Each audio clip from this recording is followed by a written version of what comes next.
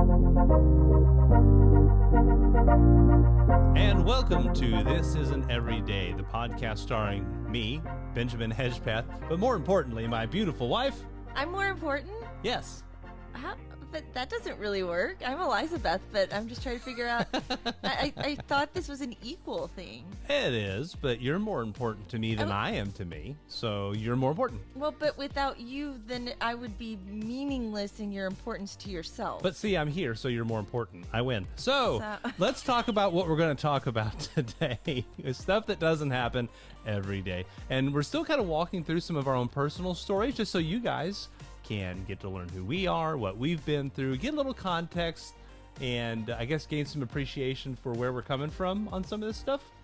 And yeah, so we've done some stuff that A, doesn't happen every day, and B, most people never do. Yeah. And what are we going to talk about today, Elizabeth? Okay, so we're going to talk about reducing and moving. For us, those two went hand in hand. Right. And so we reduced. It's not just like I cleaned out some clothes for Goodwill, which I love doing. Yeah, we moved a couple of years ago, and we reduced our family of 5 down to everything that could fit in a U-Haul pull-behind trailer. So it was a interesting time, right, with all of that, because I mean, we were going from a 2,600 square foot house, and 4 bedrooms, full finished basement, 2-car garage. Yeah, we had a 2-car garage. It little was attached. in-city postage stamp lot, but a good deck out back. Lots of storage. I mean, we were living in a normal suburban home for the South. Yeah, a southern suburban home. I mean, it wasn't nuts. No. But we had accumulated at that point. We'd been married 16 years? No, more than that. I think it was 17 years. We've been out here almost 3. Yeah, we just so had it was 20. 17 years. 16 or 17 years. Of marriage at that point. And so we'd accumulated a little bit. And making that decision, because number one, we were going to have to move all of that stuff cross country. Right, and we knew that our home space that we had in Louisville was not going to be feasible when we moved out to the West Coast. And job situation in the short term was going to be a little bit weird. Right. So saving money was a big deal. Sure. And, so you'd look at every piece of furniture and think, is it worth the gas? Do we need to move that? Yeah, is it worth moving? I mean, because every pound was dollars. I mean, that's what with a big move like that and gas and everything. And so it was making those hard choices, plus knowing we were going to be living in a much smaller space. And we didn't know how small that first space was going to be. And so I knew the furniture wasn't going to fit. Right. And so it was one of those things of the stress of trying to figure out how to get it all out here. All of the pieces that were going to have to go together to make that happen. It just came to the point that it was honestly easier to just say, no, let's move things and get rid of it all.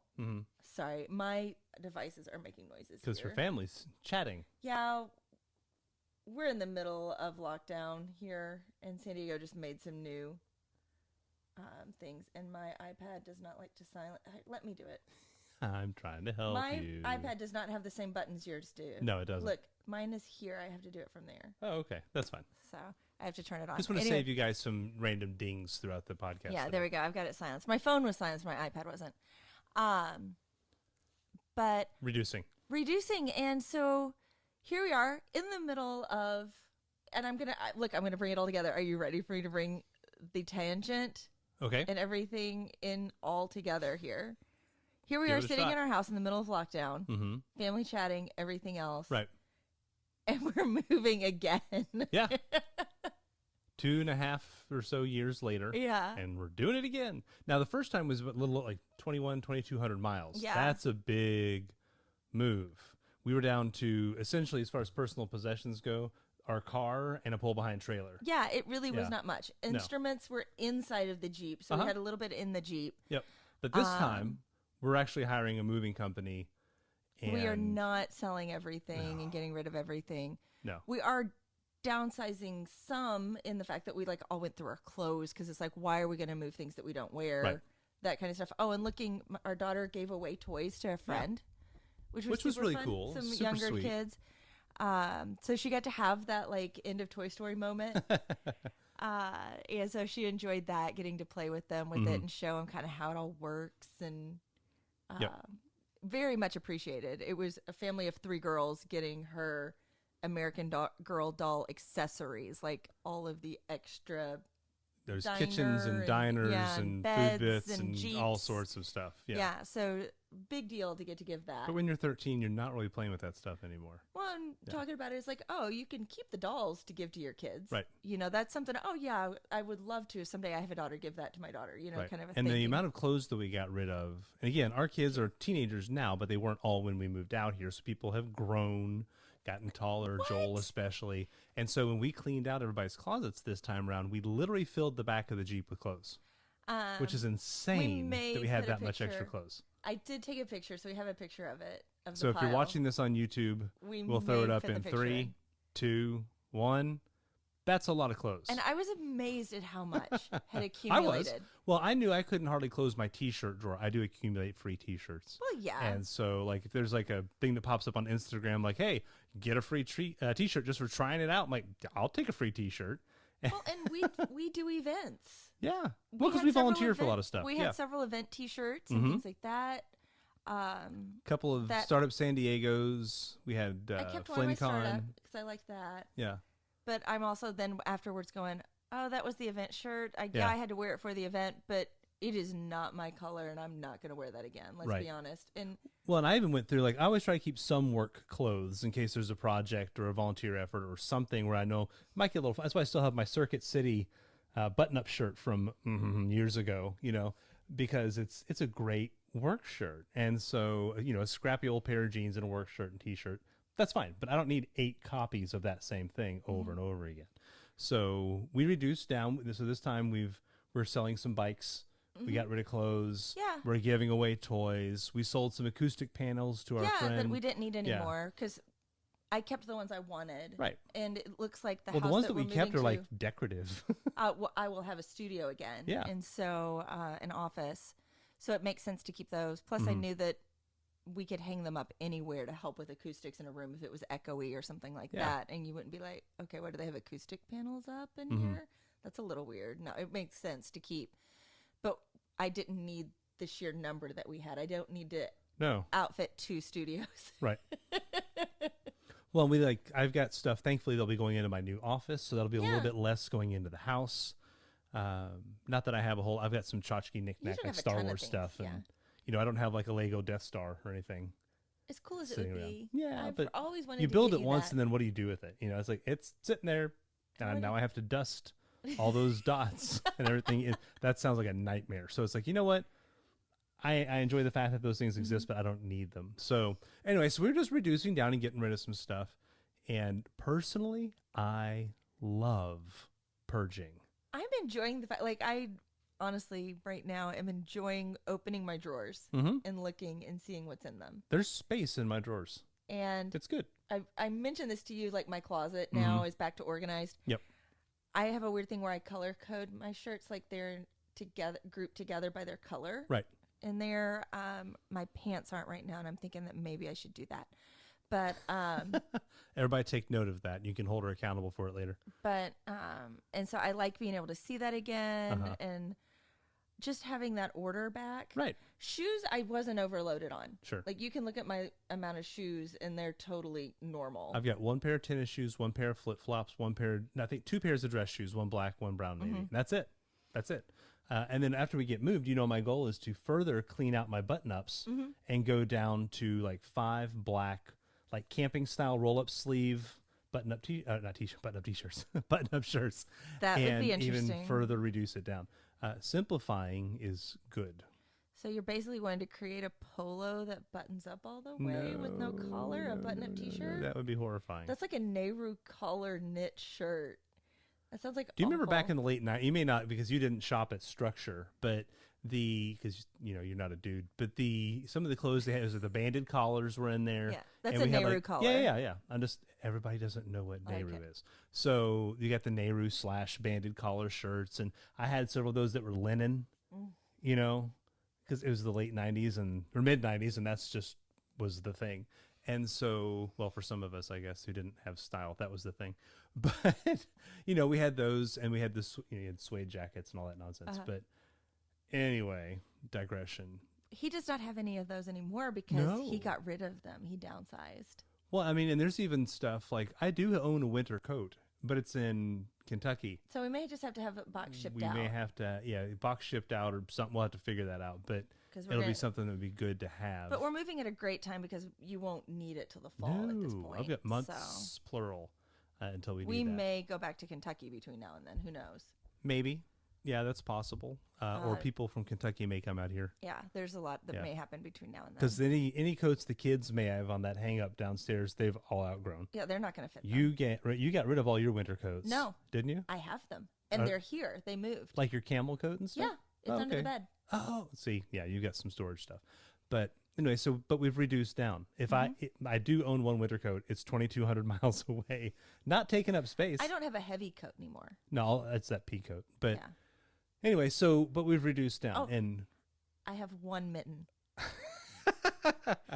I do have my fleece Muppet gloves still. I have this. We're trying to find the match, which we think. Well, I've got the gloves you made me. They're put away in a tub. You have your Bilbo Baggins mitts. Yeah, my Bilbo Baggins gloves. If everybody wants that, I have the pattern. Like I created these gloves based on a picture once upon a time. Yeah, so from Lord of the Rings. She curious. I tried to get her to talk. I tried to talk her into hand creating like a Lord of the Rings style hood and cloak type of thing. I talked him out of it. No, you didn't. We just didn't. I do just it. said no because I love you. But that's all stuff. Again, it falls under. It would be fun to have, but it's not necessary. So it doesn't come into the house. Now we did have a policy for a long time. Anything that came in, if there was an older version of that, it needed to go. Yeah. Especially when it came to clothing and that sort of thing. But purging is fun. Mm-hmm. What do you enjoy? So let's talk about the good feelings that come with purging and getting rid of stuff, especially in the face of a move. Well, I like it because it simplifies down to the fact that I see the things I like. Okay. A lot easier. That sparks joy. Yeah, I'm condoing right now. And we talked about this with the kids, is that they were finding shirts that, I love this shirt. Right. And things like that. Like it was hidden in the back and wasn't seen as much. I am going through a year-long process with my art supplies right now about what gets replaced and what doesn't. Right. And trying to whittle those down, even though if you looked at my supply level now versus what I had before. Well, you had an entire art studio. Yeah, for sewing. I mean, the for everything. Number of media that I was working in was so huge that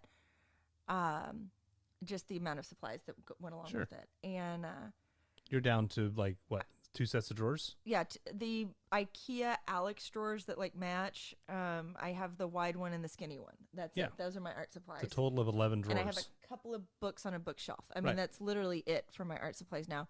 But I feel like I have more than I need. Right. And so I'm going through and working out some pieces that I don't necessarily need anymore. I have a couple of paint colors I want to get, but I'm trying to make do with what I have. I will say we have more furniture now than I would have said I was planning on us having. Well, some of before we moved out here currently is because the studio came home. Right. And that we had studio furniture that had to come back. So yeah, I have 4 blue velvet chairs instead of 2. Well, and if we wind up with the house that we want to have, we'll have room for all of those. Plenty no of problem. room. Yeah. But it's I want to say I'm a minimalist, and we've had this conversation many times, but in reality, I'm not. No. I'm more desiring of less. Like a simpler life, but you are not a minimalist. I'm not a true minimalist, no. Because some of the things you keep, or things like that, it's like you have your things. Yeah, and I'm not an overtly sentimental person. I do have some like stuff from high school and childhood, like my original teddy bear Fozzie is in my memories container, but there's very few things that actually made the cut for that. And when we moved from Kentucky to California, the kids reduced everything down to just a standard, was that a 15-gallon Rubbermaid tub or whatever? I'm not for sure. I'm bad Whatever on what exact size the it normal is. size tub. It's like the big one you would store winter sweaters in. Not the long big, but the mid-size big, yeah. The one that you normally see sitting on shelves, you know. Most of you, especially if you're from the South, know exactly which size I'm talking about. But that was kind of good with downsizing with older kids. Mm-hmm. I mean, Grace she was just coming out of 5th grade, so you can't really classify her as older. Right. I mean, yeah, she wasn't 4, but she was still elementary. And that gave them a grasp for how much they could take. And the fact that we also gave them if you put it in here, you were saying this is important to me. Right.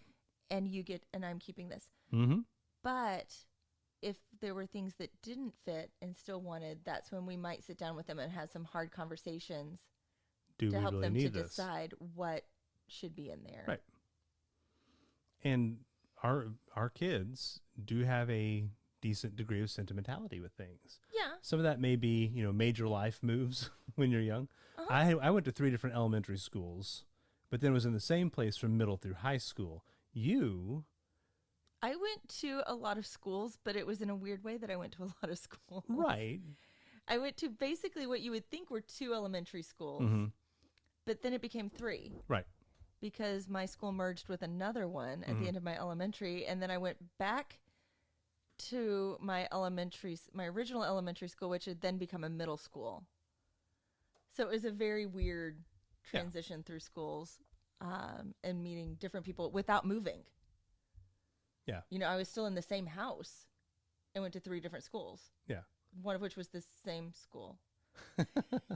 Well, we were talking to our friend Rick the other day, and Rick has lived and still lives in the house that he grew up in. Yeah. He moved back into it. Yeah. He left it for a while. Right. And then when his parents needed help, moved back in to help them, and they've since gone. And so now he's living in the house he grew up in. But I have no context for staying in one place, or within a small space. Yeah. Like that. That's mystifying to me. That's not my experience. I'm not like an Army family. We move in every 2 years, but we moved enough that I'm familiar with the process. Yeah, I didn't move that much. Once we settled in Owensboro, we settled. Right. And so I guess that's why now I do have dreams about moving back sometimes into the family house. Yeah. So moving stinks. It's just hard. It's a lot of work. It costs money to do, and purging, getting rid of stuff, reducing only helps the process. And we've had to get rid of some special things along the way. Family heirlooms, things that can't be reproduced, that sort of thing. We lost things in the move that we never planned on losing. Right. My giant mug, your glass bluebird. My little bluebird. Yeah, stuff like it's gone. No clue. It's kind of like when we got married, our first set of pots and pans. Totally disappeared. Between our college apartment and our first house, gone. It was the weirdest Just thing gone. Because, that... I can tell you today the size of the box and the approximate weight, and they're just gone. Yeah, not a little box to lose. I still think somebody walked by the moving truck and just went, yoink.